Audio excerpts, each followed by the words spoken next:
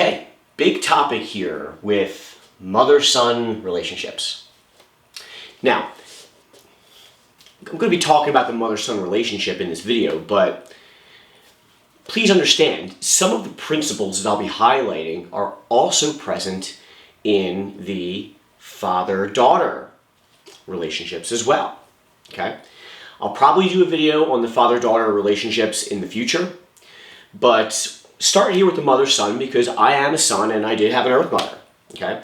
So, like, it is the intergender parental relationship I am the most familiar with. Okay? I have not raised any children on this planet, so I do not have the father-daughter relationship. And there's also things to be said about the father-son relationship and the mother-daughter relationship, and perhaps I'll talk about them in the future as well. But for now, we're going to keep it to mother-son relationships and understand that, like, this is a huge topic. So I'm going to be presenting some concepts, but I'm also going to be sharing some of my own, personal anecdotes as examples of how these principles fit together. And by no means is my own experience the only experience that one can have. It's just the one that I had that I can talk about as it pertains to these concepts.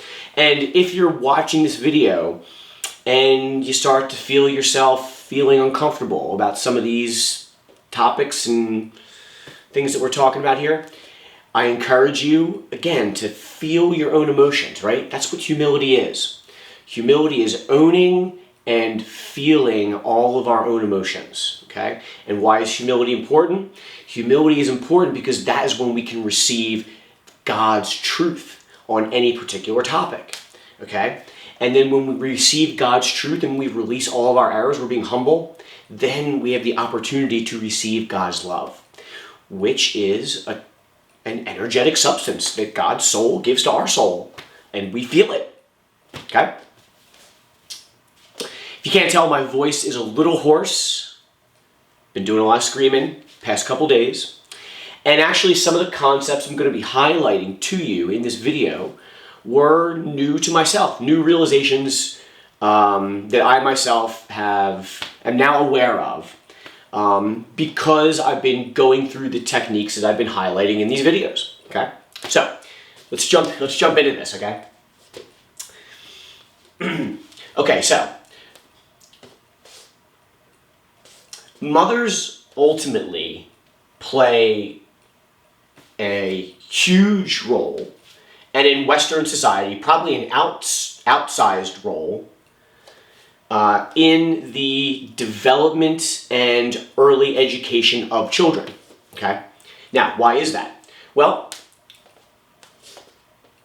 a big reason is because there is a connection to creation relationship that any creator has with their creations. Okay? Now, humans, particularly the mother, has a large role in creating, sustaining, and nurturing the physical and spirit body of a person that a human soul inhabits. Okay? So, like, God, I do not view that God created the body that I'm in right now. Okay? I view the body that I'm in right now as the conglomeration of a long line of human decision-making. Decision-making on top of decision-making on top of decision-making, using their own free will, primarily in ways that are out of harmony with how the Creator views love, to get us to where we are right now. Okay, so like the body that I'm in right now, I do not view it as God's creation. It is limited. It is weak. It has all these issues and problems, okay? And, perhaps I still have some anger about this that I need to work out myself, okay? But this gets back to what I talked about in the evolution video, okay? No matter what man creates, if one of God's children's soul inhabits that creation has the ability to evolve. Okay, it's one of the abilities built into the soul. Okay, I don't really know a lot about this topic. I'm still learning about it myself.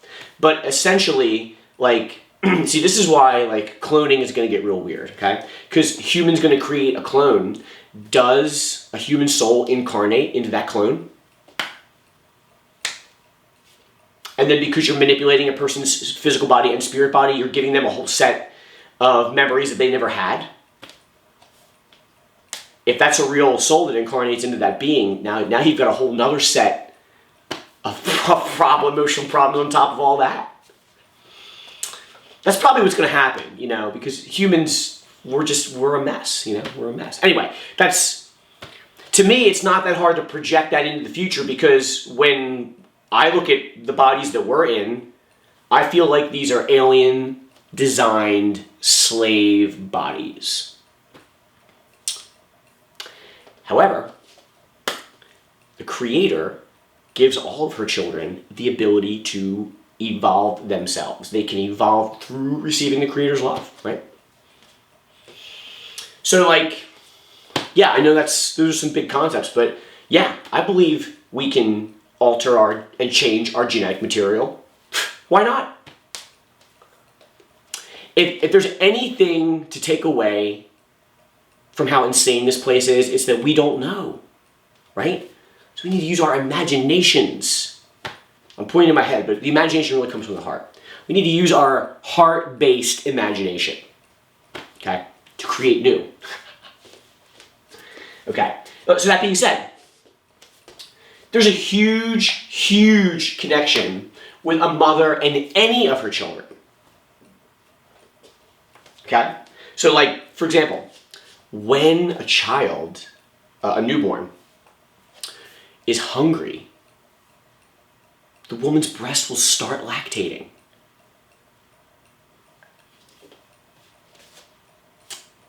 Pretty cool, right? It's not like, hey mom, I'm hungry, you know? It's like there's an emotional component to communication that occurs far before anyone needs to use their voice or sound.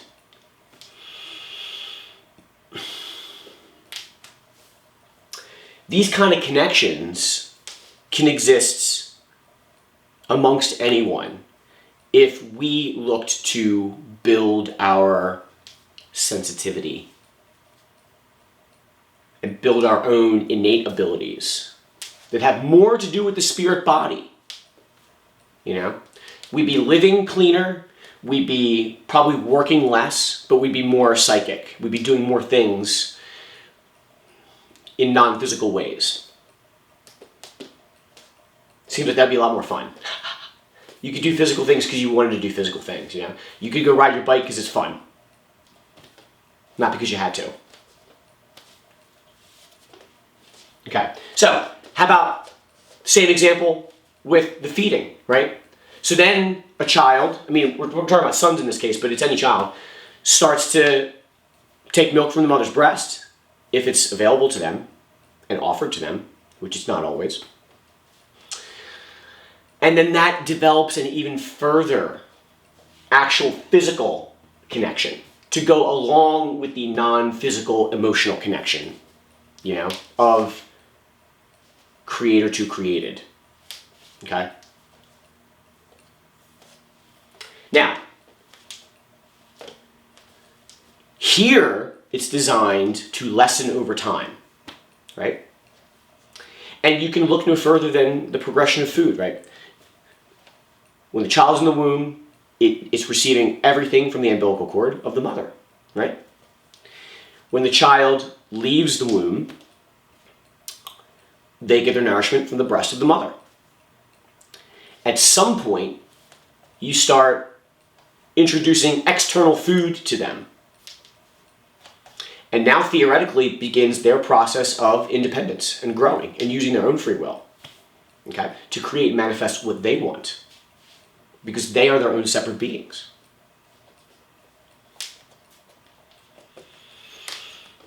This doesn't tend to happen.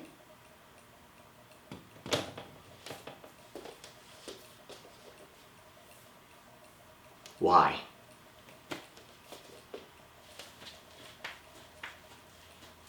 Well, let's look at some of the things that happen with emotional absorption. Okay? And we're specifically going to be relating to mother-son relationships. But this could apply to mother-daughter as well, and aspects of this could apply to father-daughter, father-son. Okay? Emotional absorption begins from conception on. Okay? So for all of you people out there that like to be staunch pro-life, right? Pro-life advocates. Life begins at conception, right? Okay, I agree with you. However, if life begins at conception, that means the absorption of the child's taking in all of your emotional errors begins at conception.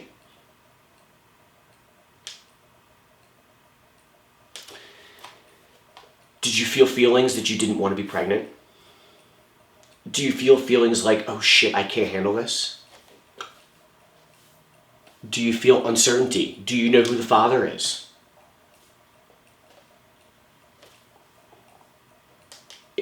Is it going to be a boy? I'd rather it be a boy than a girl. I heard that one this week, right? Some people I know made an announcement, having a baby, okay? One of the comments on the post, hope it's a boy. Why? It's a projection. Because the person that says that believes that men are superior to women. It was a woman that said it, by the way. Right? Men are stronger. Men are going to take care of you. Right? That's their job.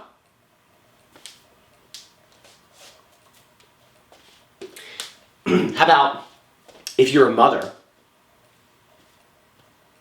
and maybe you hate your father?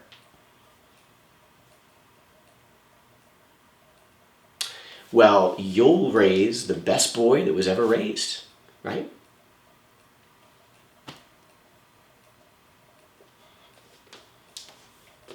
Those kinds of emotions and more, these are just examples.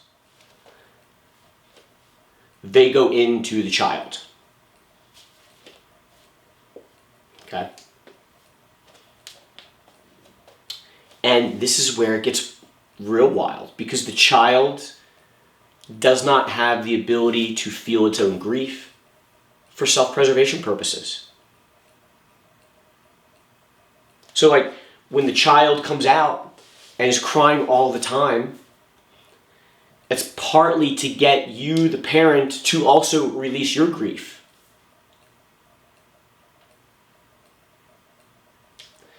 But what if...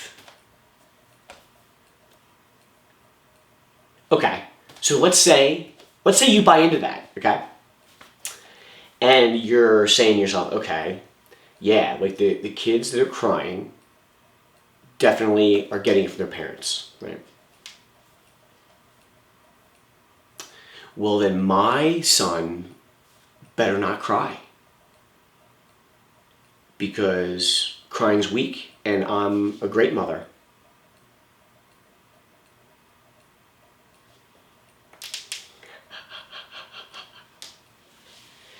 I got those kinds of projections, right? I mean, can you tell? I'm definitely still angry about it.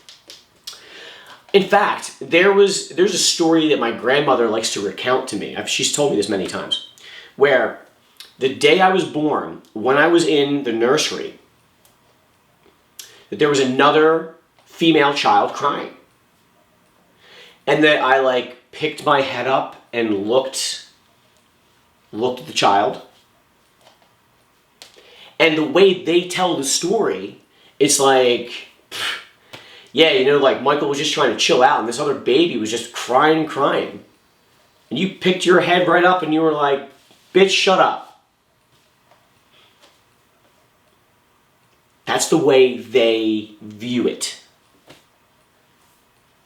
And I was lauded for how tough and cool I was. that not only did I not need to cry, but it's like, hey, kid, fall in line. You quit it with your crying. Yeah. So that's an example of how I built into my soul that crying shows weakness. And that, like, my masculinity and my strength that is needed for me to protect these women here. These women in my family who are older than me that need a man to protect them. That I can do that and not need to cry about it.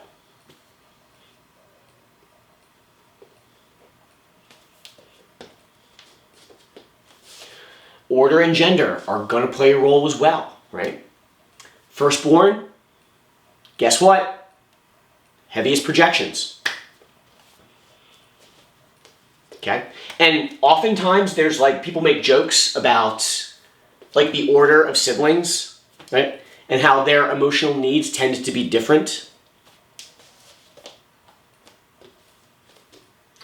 I used to be a partner with a woman who was really into this.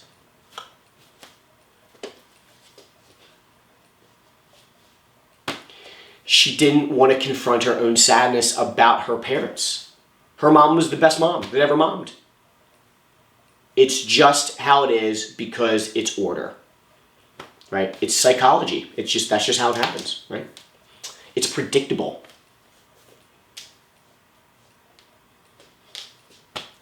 Well, in a sense, she's right, because humans, when they're in their error, are not demonstrating their individuality.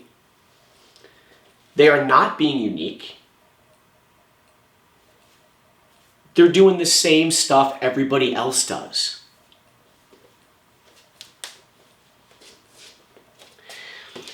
The thing about the order changes because the emotional states of usually the woman and whatever partner she's with also change.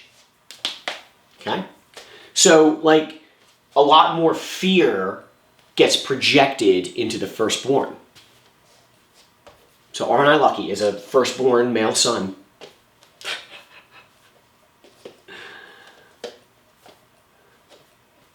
Huge amounts of fear projected into me. Big time expectations. Meet my worldview. Love me. Do what I say. I know what's best for you.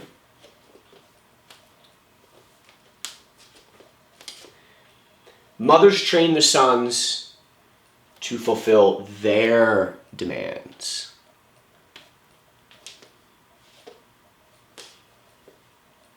Emotional demands. Sometimes physical demands.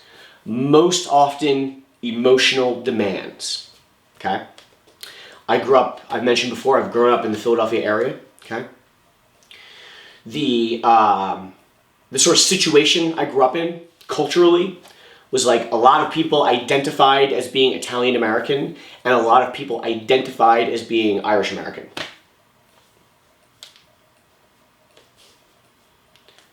And very common stereotype, often perpetuated and endeared by the people themselves, but the Italian Americans, they would often joke or talk about how strong this mother-son relationship was. You know? How, you know, the son was her mother's boy, you know? Could do no wrong in her eyes. That a mother loves this son unconditionally, right? Like a big one is food, okay?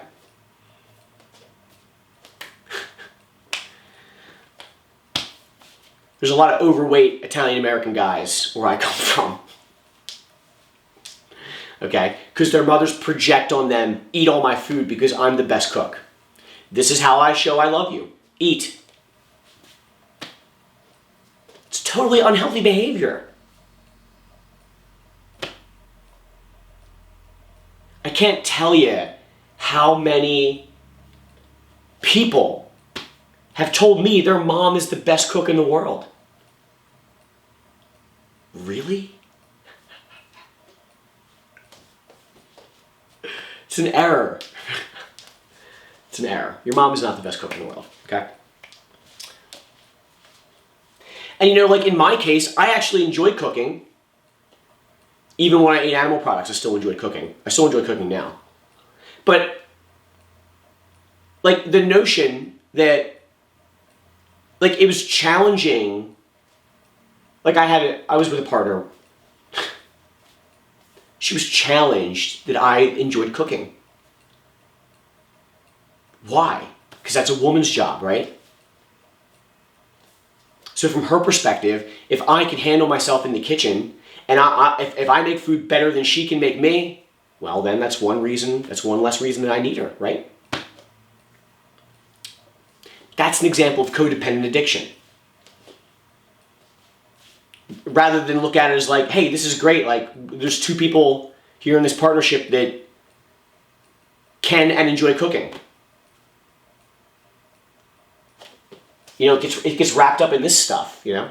Now, and that's, like, I enjoy cooking. A lot of people who experience this are the opposite, right? Mom takes care of me. You know? One thing, so, like, what ends up happening with this is the child develops feelings of superiority. That definitely happened with me. No question about it. I'm still dealing with it. Okay? My mother would say things to me like, "You are the light of my world."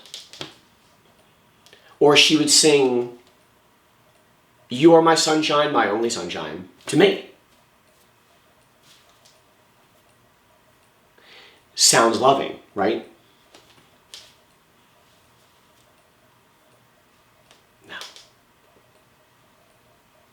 No. The most important relationship is with the Creator, our real parent. And that if my Earth Mother is making me the center of her universe, she's actually acting in a non-loving way towards me and towards her. She's creating and perpetuating emotional addictions.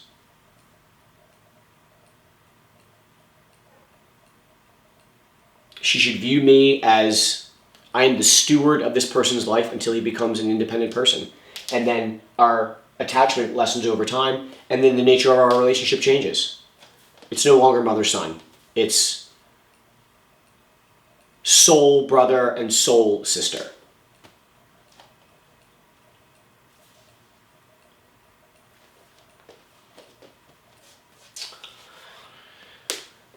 So, mothers train their sons to fulfill their emotional demands, you know? This causes problems in partner relationships, right? It perpetuates these errors, okay? And that leads us to here, which is the layering of emotions, okay? Now, when I started going through this myself, I was not interested in questioning my mother's behavior. Because from my perspective, it was great.